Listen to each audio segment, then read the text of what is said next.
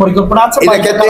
এটার ক্ষেত্রে আমার মনে হয় কিছু ইন্ধন, বাইরেরও কিছু হয়তো ইন্ধন আছে, এবং দেশেও অনেক দুই একটা পার্টি আছে যে তাদের থেকে হয়তো কিছু ইন্ধন আছে। আবার ধরেন যে যাদের আমরা ব্যান করে দিছি তাদের থেকে হয়তো কিছুটা ইন্ধন আছে।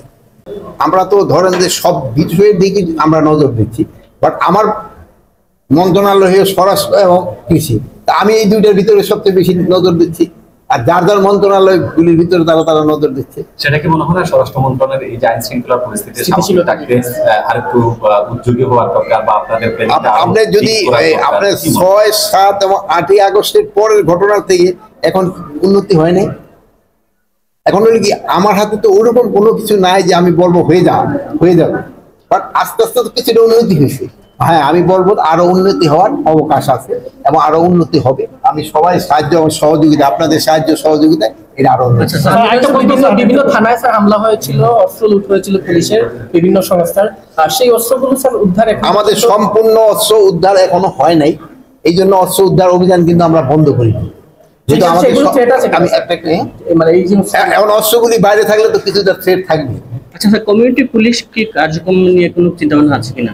হ্যাঁ, কমিউনিটি পুলিশ তো ঢাকায় আমরা তো অলরেডি বলছি যে আমরা অনেক ছাত্র ভলান্টিয়ার যারা করতেছে, এবং আমাদের যে পুলিশ বাহিনী থেকে যারা মানে ট্রাফিকে কাজ করছে, রিটায়ারমেন্টে গেছে, তারা সেনাবাহিনী থেকে যারা গেছে রিটায়ারমেন্টে ট্রাফিকে কাজ করছে, অন্যান্য বাহিনীও যারা রিটায়ারমেন্টে গেছে, তাদের দিয়ে একটা আমরা কমিউনিটি পুলিশ করার চিন্তা ভাবনা হয়েছে। এটি প্রথম আমরা ইনিশিয়ালি ঢাকা, তারপরে আমরা অন্যান্য ডিভিশনাল হেডকোয়ার্টারে যদি দরকার হয় আমরা করব। এখানে ধরেন যে সিলেটের যে পরিস্থিতি, ঢাকার পরিস্থিতি দুই ধরনের। এখানে কমিশনার সাহেব বললো সন্ধ্যার দিকে একটু এটা বেড়ে যায় ট্রাফিক জ্যামটা, এটাও কিভাবে নিরসন করা যায় ওই ব্যাপারে আমাদের চিন্তা। স্যার, আরেকটা ব্যাপার, 5 আগস্টের পরে আমরা দেখেছি দেশব্যাপী বেশ কিছু ভুয়া মামলা বা রাজনৈতিক বা প্রতিহিংসামূলক মামলা হয়েছে স্যার। সিলেটে কিন্তু প্রবাসীরা অনেক ভুক্তভোগী। এটা যে আপনি বলছেন 100% সত্য কথা বলছেন। এখানে অনেক ভুয়া মামলা হয়েছে।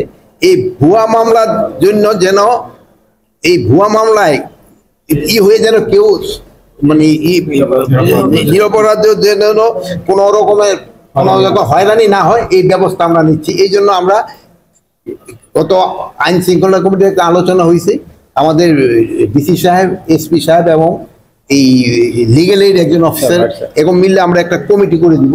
তারা এটা দেখবে কোনটা মামলাটা তাদের কাছে গ্রহণযোগ্য এবং কোনটা গ্রহণযোগ্য না, এবং কোন জায়গায় তারা ভুয়া লোকগুলি দিচ্ছে। এটা এই ভুয়া মামলা দিয়ে কিন্তু আপনার ওপর যারা এই ভুয়া মামলা দিচ্ছে তাদেরও আপনারা একটু ধরাই দেন। আমরা এইটাও বলছি, যারা ভুয়া মামলা করতেছে তাদেরও কিন্তু আমরা আইনের আওতায় আনবো, এবং যে ভুয়া মামলা হচ্ছে এবং এই ভুয়া মামলা দিয়ে তারা কিন্তু টাকা পয়সা রোজগার করে, এটাও সত্যি।